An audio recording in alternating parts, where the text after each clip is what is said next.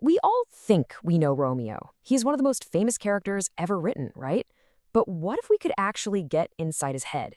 Well, today we're going to trace his incredible journey by looking only at his own powerful words, from his very first lines all the way to his tragic last breath. And that journey brings up a really big question. How does this mopey, lovesick kid somehow transform into the epic, tragic hero we all remember? It's a story packed with intense emotion, split-second decisions, and a constant battle with fate itself. So let's dive in and see how he does it. All right, so when we first meet Romeo, he's not the passionate lover we imagine. Not yet. He's more like a melancholy poet, totally obsessed with his crush on Rosalind, who doesn't love him back. He's dramatic, he's confused, and his whole world is just full of contradictions. Just listen to how he tries to describe what love feels like. He uses this stream of impossible phrases. Brawling love, loving hate, cold fire. I mean, this isn't just him being poetic. This is literally the sound of a mind struggling to understand an emotion that feels both amazing and awful at the exact same time. And what he's doing here, this cool little literary trick, it's called an oxymoron. It's the perfect way for Shakespeare to show us just how much turmoil Romeo is in. He's smashing two totally opposite ideas together to create one single, powerful feeling. It's like the language itself is breaking under the strain of his emotions.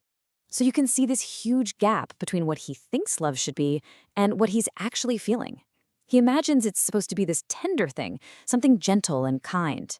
But for him, it's a sick health, something that keeps him going while also making him totally miserable.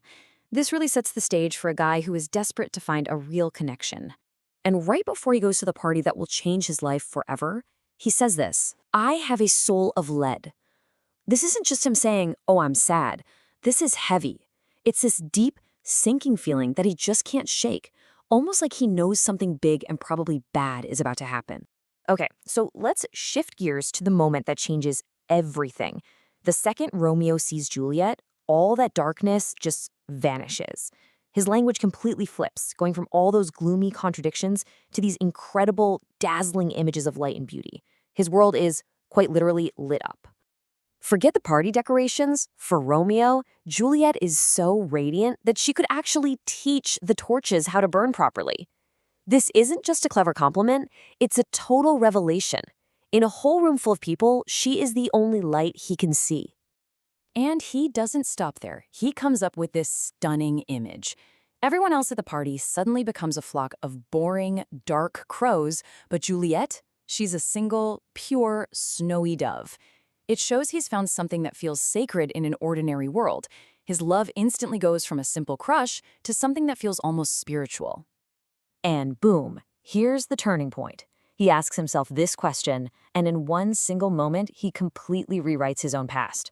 Rosalind is just gone. He claims he never even knew what true beauty was until right now. This shows you not only how deep his new passion is, but also how dangerously fast his heart works. It's all or nothing for him.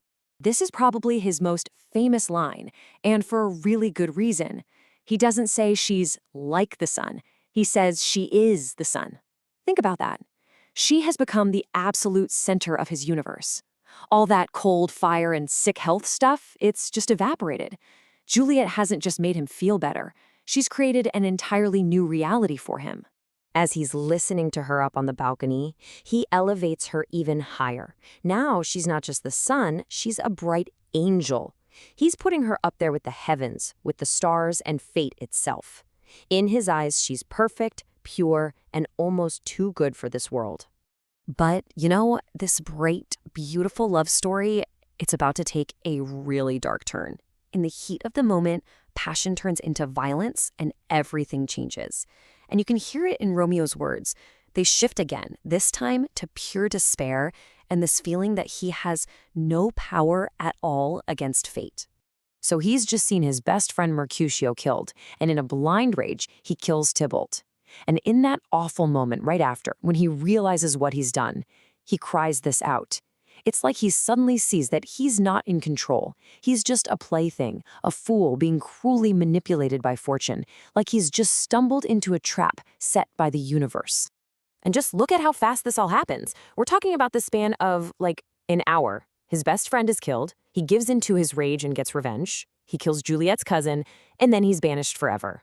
It's this tragic domino effect that just makes him feel even more like a helpless victim of destiny. When he hears his punishment, his reaction might seem a little over the top, right? Banishment. Just kill me instead. But to Romeo, this makes perfect sense. A life without Juliet is not a life at all. Being forced to leave Verona means being forced to leave her. And for him, that's a punishment that is literally worse than death. Okay, so here we are at the final act of his journey. He's been haunted by this idea of fate, and now he's pushed to his absolute breaking point. But instead of just giving up, he makes one last, gigantic choice. He decides he's going to challenge the very destiny he believes is written in the stars.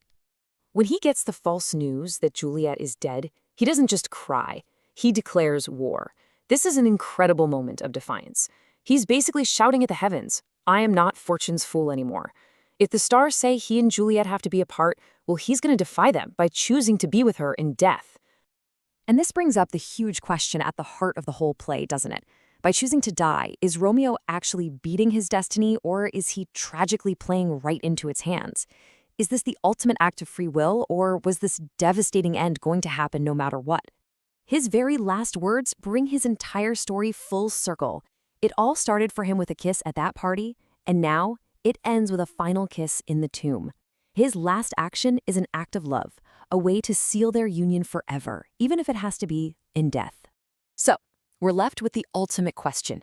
Looking back at his own words, from that lovesick boy to the defiant hero, was Romeo just a pawn in a cosmic game, a true victim of fate?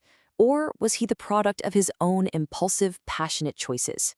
The answer, just like Romeo himself, is beautifully and tragically complex.